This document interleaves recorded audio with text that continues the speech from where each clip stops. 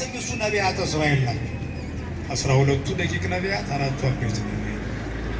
ጥርሶችን እንደ በረዶ የነጡ ናቸው የተባሉ ቅዱሳን ሐዋርያት ጸሎተ ሐሙስ ነው።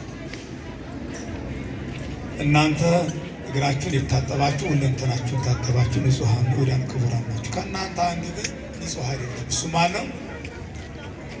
እግሩን ታጥቧል፣ ግን ለልጅነት ክብር አልበቃም። ሥጋው ደሙን ተቀብሏል፣ ግን መዳኛ ፈውስ አልሆነው። ወምድረውት ውስጥ በዋ ሰይጣን ውስጥ ልበ ይሁዳ። ምክንያቱም ለማስያዝ ለማሰቀል 30 ብሯን ተነጋግሮ ወጣ ገባ ይል ስለነበረ፣ ስለዚህ አይኖች ነቢያት፣ ጥርሶች ሐዋርያት ናቸው። የተጀመረው በሐዋርያት መፍሰስ ነው ያሳያል። ዘያሐጽ በወይን ልብሶ፣ ይሄ ምስጢረ ቁርባን ነው። ይሄ ስቅለተ ክርስቶስ ነው። ይሄ ቅኖ ልብሰቱ ልብስ የተባለው እኛ ነን። በቅዱስ ያሬድ ትርጓሜ አልባሲሁሰ ለክርስቶስ ምእመናን ሙት፣ ምእመናን ሆይ እናንተ የክርስቶስ ልብሶች ናቸዋል። የማን ልብሶች ነን? ደስ ይበላችሁ፣ የእግዚአብሔር ልብሶች ነን። ምክንያቱም ኤፌሶን 4:24 ላይ ልበስዎ አዲሱን ልብስ አዲሱን ሰው ልበሱ። ምኑን ልብስ? ልብስ ከአካል ጋር እንደሚዋሃድ ሁሉ አማኑኤል እግዚአብሔር ምስሌ፣ ከስጋችን ስጋ ከነፍሳችን ነፍስ ነስቶ ፍጹም ሰው። ስለዚህ ልብሳችን ነው፣ ለበስ ነው፣ ልብሶቹን ለበሰን። ክብር ምስጋና ይግባ።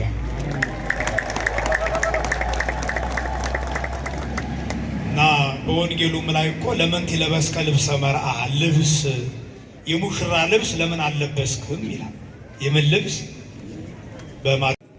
ከሰርክ ጉባኤው በኋላ እንግዲህ መሬት ላይ ተቀምጠው እንደዛ ስብከተ ወንጌል እየሰሙ ነበረ።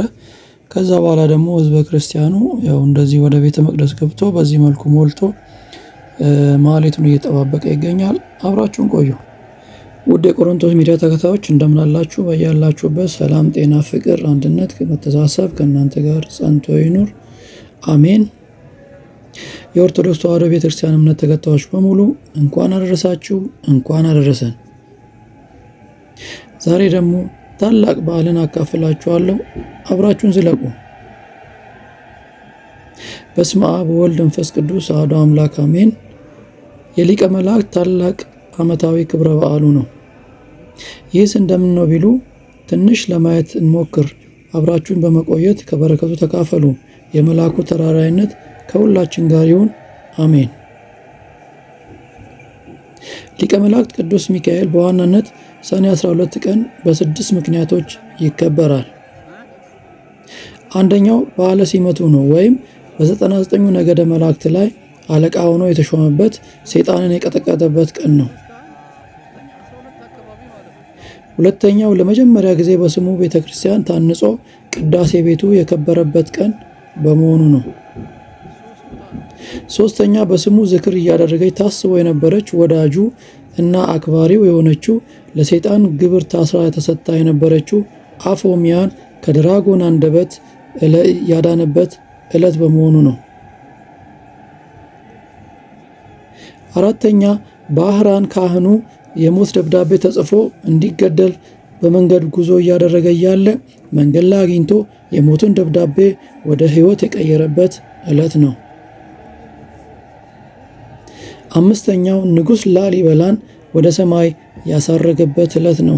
ንጉሥ ላሊበላ ሁላችንም እንደምናውቀው ላሊበላ ደብረ ሮሃ የሚባለው ቦታ ላይ በርካታ ቤተ መቅደስቶችን ያገደመ ከአንድ ፍልፍል አለት ወጥ አድርጎ የሰራ ታላቅ አባታችን ንጉሥም ጻድቅም ነው። ስድስተኛ ሕዝበ እስራኤልን በስደት ጊዜ መናን እየመገበ መርቶ ምድረ ርስት ያስገባቸው በመሆኑ ሲሆን የእመቤታችን ቅድስት ድንግል ማርያም ደግሞ ወዳጇና አገልጋዩዋ ለሁሉም ሰው ሩህሩህ ፈጥኖ ደራሽ መላእክት ነው። በእነዚህ ደብረ ብርክ ኩነቶች በስሙ በታነጸ ቤተ ክርስቲያን በሁሉም ቦታ በድምቀት ይከበራል። ስለሆነም በዚህ በአበይት ኩነቶች ምክንያት አዲስ አበባ ከተማ መሃል መርካቶ አካባቢ የሚገኘው ደብረመዊ ቅዱስ ሚካኤል ካቴድራል በዚህ መልኩ በድምቀት ተከብሯል። ለክብሩ በሚመጥን መልኩ ሌሊቱን በያሬዳዊ ዜማ ማህሌት ሊቃውንተ ቤተ ክርስቲያን ሲያገለግሉ አድረው ብፁዕ አቡነ ሕርያቆስ የስልጤ የሃዲያ እና የአዲስ አበባ ሀገረ ስብከት ሊቀ ጳጳስና የቅዱስ ሲኖዶስ አባል ተገኝተው የኪዳን ጸሎትና ቅዳሴን መርተው ቡራኬና ቃለ ምዕዳን ሰጥተው ሕዝቡን ባርከዋል። ከኪዳን ጸሎት በኋላ ታቦታቱ ከመንበር ክብራቸው ተነስተው በዘማሪያን እና በሰንበት ትምህርት ቤት ደቀ መዛሙርት ዝማሬ ታጅቦ እንዲሁም ከተለያዩ ቦታዎች በመጡ የኦርቶዶክሳውያን ክርስቲያኖች በተገኙበት ልዩ በሆነ ሁኔታ በድምቀት ተከብሯል። ሊቀ መላእክት ለተጎዱ በመከራ ውስጥ ላሉና ለተጠቁ ለሚያከብሩት ፈጥኖ ደራሽ ተራዳይና ተዋጊ መላእክት ነው። በእጁም የሳይስ ሰይፍ የያዘ ሊቀ መላእክት ሲሆን በተለያዩ ቦታዎች ግብሩን መመልከት እንችላለን። ኢያሱ 5:13 እንዲህም ሆነ ኢያሱ በኢያሪኮ አጠገብ ሳለ ዓይኑን አንስቶ ተመለከተ፣ እነሆም የተመዘዘ ሰይፍ በእጁ የያዘ ሰው በፊቱ ቆሞ ነበረ። ኢያሱም ወደ እርሱ ቀርቦ ከእኛ ወገን ነህ ወይስ ከጠላቶቻችን ወገን ነህ አለው። በዚሁ ምዕራፍ ቁጥር 14 ላይ እርሱም አይደለሁም፣ እኔ የእግዚአብሔር ሰራዊት አለቃ ሆኜ አሁን መጥቻለሁ አለ። ኢያሱም ወደ ምድር በግንባሩ ተደፍቶ ሰገደና ጌታዬ ለባሪያው የሚነግረው ምንድን ነው አለው። በዚህ መልኩ በአደባባይ ከከበረ በኋላ ታቦታቱ ወደ መንበረ ክብራቸው ተመልሰው ምዕመናኑ በቤተ መቅደስና ቅጽሩን ሞልተው እንዳደሩ ጊዜው ጾም ሐዋርያ በመሆኑ ከሰዓት ወደ ሥርዓተ ቅዳሴ መግባት ተችሏል።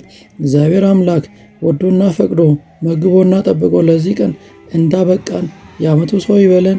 አሜን።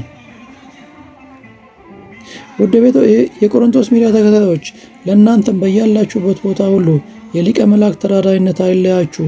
በዚህ መልኩ አክብረናል። እኛም እናንተም ከዚህ በፊት እንደምለው ወደ ሀገራችሁ ተመልሳችሁ የዚህ በረከት ተካፋይ እንድትሆኑ ምኞቴ ነው። የሊቀ መላእክት ተራዳይነትና ጥበቃ አይለያችሁ። እግዚአብሔር አምላክ ወዶና ፈቅዶ በጤና በሰላም ወደ የሀገራችሁ መልሶ ከየቤተ መቅደሱ እንደዚህ ተገኝታችሁ እንድትካፈሉ የእርሱ ፈቃድ ይሁን። አሜን። ይቆየን። ወስብሐት ለእግዚአብሔር ወላዲቱ ድንግል ወለመስቀሉ ክቡር አሜን።